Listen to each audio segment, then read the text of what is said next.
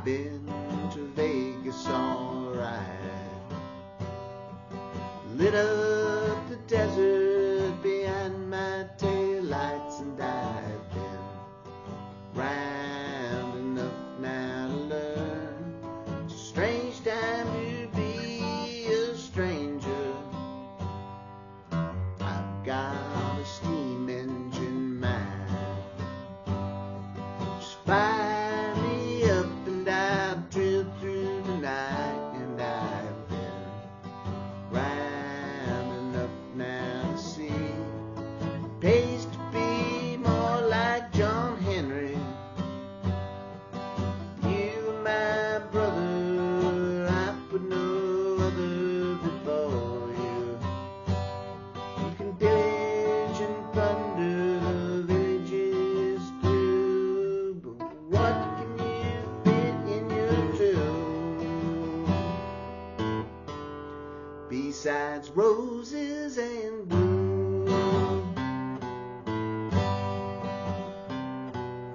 I've got a price on my head. You won't be the first one to wish I was dead, and I've been round enough now to choose the bets are better to lose. I've got my ancestors' blood. I can follow the footsteps they left in the mud, but I've been round enough now to know you can wash your feet but never your soul. You are my brother, I put no other before you. You can pillage and plunder villages through, but what can you fit in your tomb besides roses and gloom?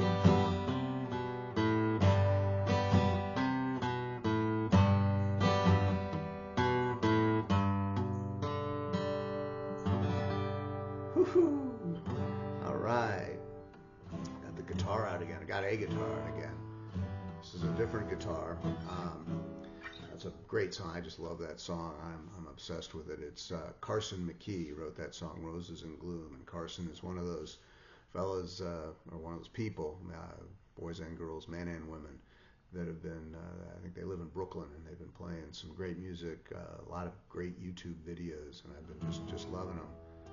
So this guitar here is a different one than my trusty Gibson J100 Junior that I've played for many years. This is an old 1975 Martin D28 herringbone. See that? Herringbone, just a gorgeous guitar. Had this for several years. It's actually my dad's. It's loud, isn't it? It's great. It's loud. Nice loud guitar.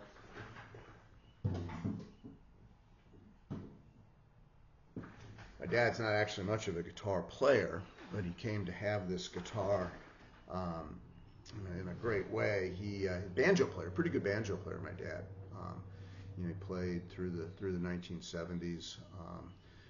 Taught by a guy named Greg Cahill from Special Consensus in Chicago, a guy that's managed to make a living playing bluegrass guitar for 50 years, which is pretty damn cool. But anyway, my dad was taking lessons from Greg, and the guy that was working in the local kind of pretty big national chain guitar stores, but the local big guitar store at the time, something called the Soundpost. The guy that was kind of the luthier, the guy that repaired instruments, made instruments, was a guy named Terry Straker. And Terry left the Soundpost and started his own store, the Guitar Works in Evanston. And the Guitar Works, really, really good store. Been there for, since the mid-1970s or maybe early 1980s. In any case, my dad primarily as a banjo player was playing kind of a Scruggs style, three-finger picking style, think the Beverly Hillbillies song or the Deliverance song, that type of banjo playing was kind of what he did mostly. But he did have and did a little bit of what's called frailing, which is sort of more of a full hand strumming and pick with your thumb kind of approach. Big long neck banjo. Think of the kind of banjo that Pete Seeger would have played.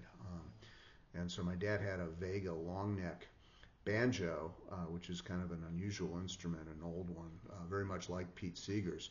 So he had that in addition to his Gibson Mastertone banjo, which is he still has, and he had to have some work done on it. Took it in to Old Town School of Folk Music and was leaving Old Town with it, and a woman sort of sees him walking out with it, sees him putting it in the case, and says to him, "Oh my gosh, that's an antique."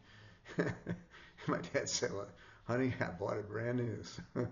But anyway, so in addition to his Mastertone, he had this Gibson or Vega long neck banjo that he didn't really play very much. And so Terry started his store, the Guitar Works, and didn't have a ton of inventory. In his store he had some.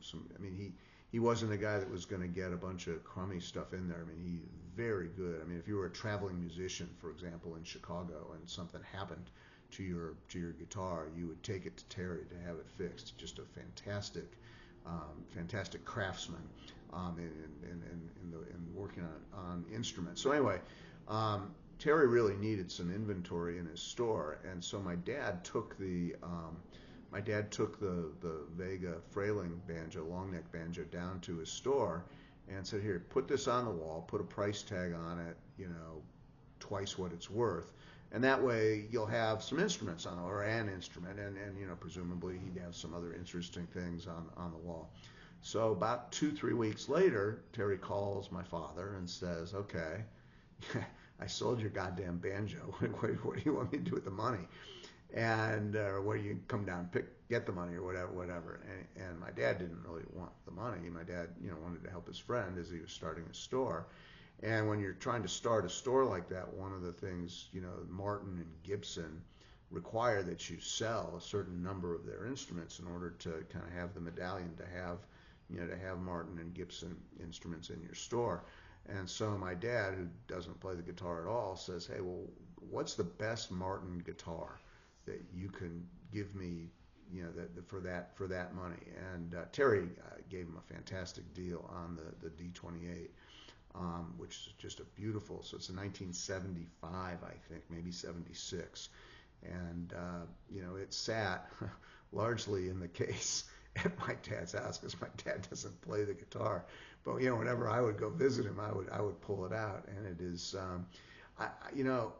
I like the tone, I think, on my Gibson a little bit more, or more accurately, I think I sing better with the Gibson. The Martin is pure and clear and rings, and it's just gorgeous, fantastic tone. But I don't like the way I sing with the Martin as much. I don't like the way I sing, to be quite honest, at all. Anyway, so but as I was working on Roses in Gloom over the last couple days, and I played it. Got an old Kalamazoo, which is basically an old Gibson L5 from the 50s. That's Kalamazoo's the off-brand, and I got that guitar for my daughter, who turns out not to really want to play the guitar, but she's got small hands, so do I.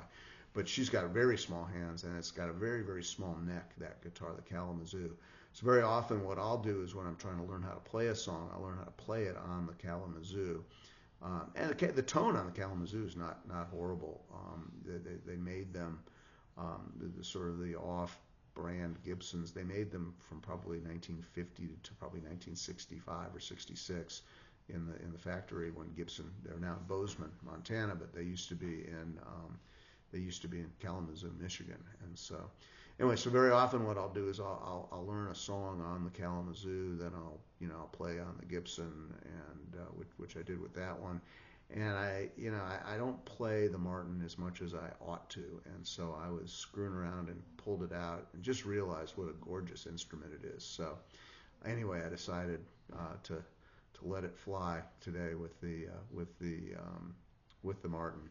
So anyway, that song is one that I really like, from Carson McKee. You can see there's a solo version of the song that's on YouTube, and then also the other favorites, which is Carson and Joshua Turner, play a version of it. Joshua is just such an extraordinary guitar player, and the two of them together are fantastic. Excuse me, and their harmonies are fantastic. But I think and there's actually another verse and a kind of transition in the other favorites version. It's a great song, but I sort of prefer the Carson McKee solo version, which is what I just played.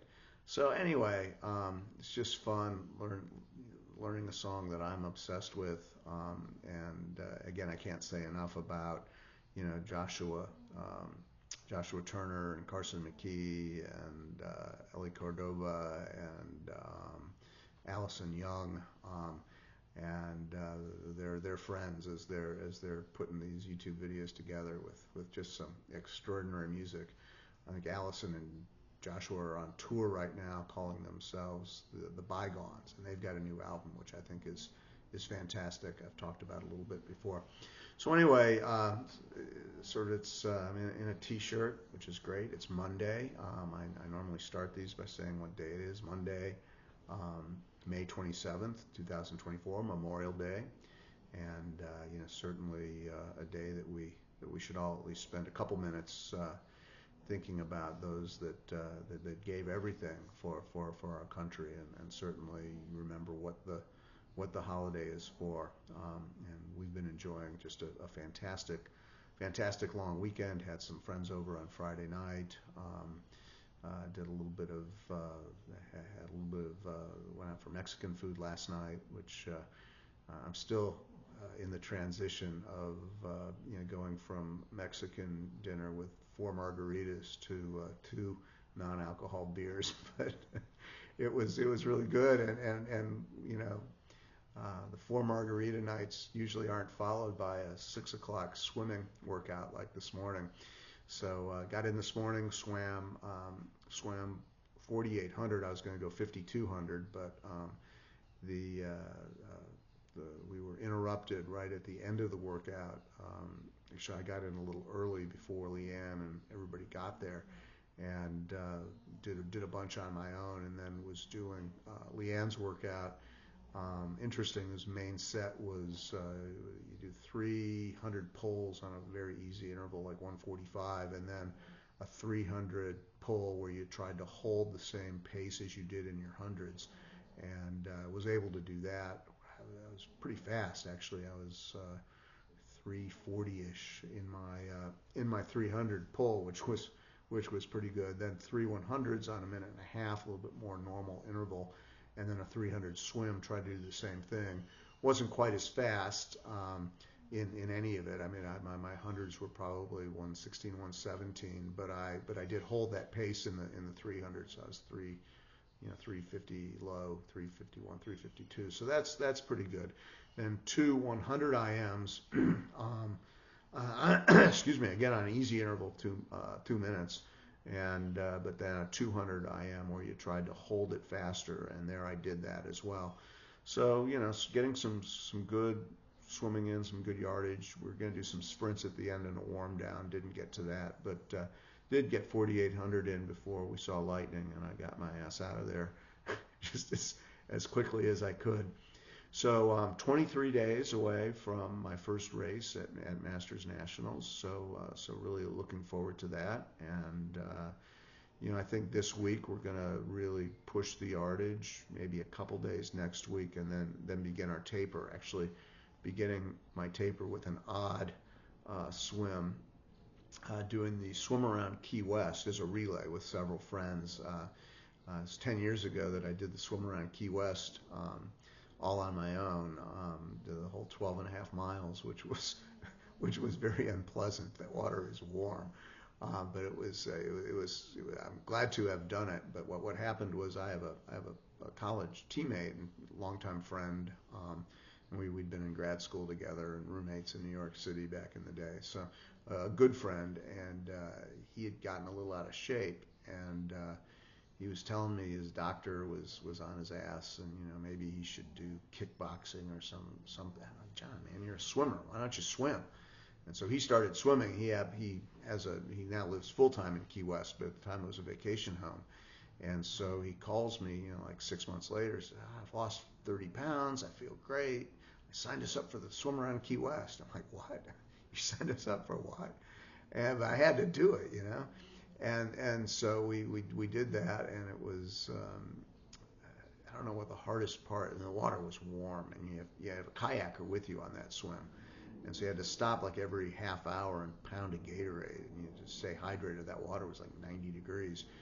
Imagine swimming 12 and a half miles in 90-degree water. It's pretty unpleasant. But that was hard. I think the thing that might have been harder though was you're going to be in the water for 5.5 hours or whatever, and so there's no sun that's going to last for 5.5 hours. So what we had to do is we got Boudreaux's butt paste, which is like zinc oxide, and covered ourselves in Boudreaux's butt paste. Those that have babies that have suffered with diaper rash might know Boudreaux's, very high quality brand, high quality product. Can't say enough about Boudreaux's butt paste. Plus, it's just fun to say, let's face it. So anyway, we were covered with this shit, and it doesn't come off. I mean, it stays on, and got through our 5.5 hour swim, and we're still covered with this white Boudreaux's butt paste. The only way to get it off, it turns out, you gotta get a bottle, a big jug of like Mazola, and you're pouring Mazola and 5 rolls of paper towels to try to get this crap off. And so it was our poor wives said that they, not only the indignity of having to put that crap on us, but then sort of it was a big Mazola party afterwards, but not in the way that you would really hope for. And so that was tough. And then even after we thought we had gotten it all off, we went back to John's and we sat in he has a hot tub, but we sat in it. It was a cold tub when we got in, as we hadn't turned the heat on. And we got in, and we're sitting there in the cold tub drinking beer. And then the hot tub, the heat did come on. And about the time we were cooled off enough, though the water got warm, and our muscles, as you can imagine, were a little bit sore. And so, by the time it heated up, we sat in there probably for an hour and a half, drinking beer in the hot tub, and we wrecked the hot tub. He had to get a new hot tub because he was going to anyway. He was about to commence a big landscaping project, so the hot tub was on its way out. But we killed the motor because of the scum that got in there from the zinc oxide that was still on us. So Boudreaux's butt paste doesn't come off. The postscript, the next year, we're thinking we're going to do this. Actually, we've done relays ever since then, and I'll get back to that in a second. But John, my friend, sent a letter to the Boudreaux's butt paste people, thinking that maybe we could get a sponsorship, because we had used their product in the swim, and we thought that maybe we could get, I don't know what we were hoping for, maybe some T-shirts or anything, just some sort of sponsorship. And what we got was a nasty, almost like a cease and desist letter back, saying that their product should not be used for unauthorized purposes. So while it's fun to say Boudreaux's butt paste, they apparently don't have as good a sense of humor as one would think or hope. But anyway, in the intervening years, since we did the whole swim around, we've done a relay version, and we've done it with 3 guys. We've done it with 4. We did it once with 5. John always tries to secure us a good ringer, somebody that's both younger than us and maybe an ex-college swimmer. John's son fit the bill. He swam with us last year. I don't think he had as much fun as he thought he was going to, because he's not signed up for this year. But anyway, so we're gonna do on, I think it's the 8th, Saturday the 8th. We're gonna swim around Key West, but it's gonna be during my taper. John is actually participating with me in Masters Nationals, so he's not gonna be pushing it too hard either. So we're just gonna get in there and basically float around a little bit. It should be fun. So anyway, that's our plan. Beginning taper in the Keys, and then moving on to nationals. I've got my place to stay, so very excited. It's going to be a fun meet, and then the ability to go and watch the Olympic trials, which are being held in Indianapolis at the same time. They put the pool in the football stadium. They've got it all completed. I saw on the news where the pool is in the football stadium. So that's going to be really, really, really neat. So they're very excited about all of this. So anyway, been a good week. I hope you enjoyed my song there. Please do look up Carson McKee, check him out, and Josh Turner. They're just fantastic musicians. They do a lot of really, really fun stuff. Their originals, I think, are fantastic. Their covers are also fantastic. So anyway, can't really think of much else other than just have a safe and happy Memorial Day. Spend a minute or two thinking about the sacrifices of our soldiers, and look forward to talking to you again next week. Thank you.